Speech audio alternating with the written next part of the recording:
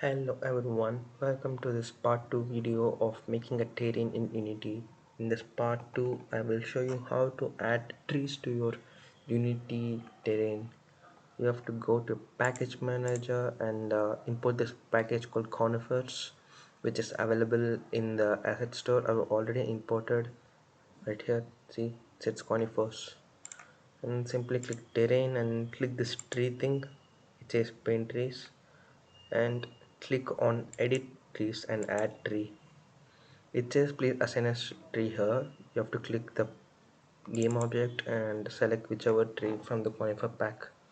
I'm gonna go with this one, and don't forget to click add. Right, we got it right, and I can start placing the trees.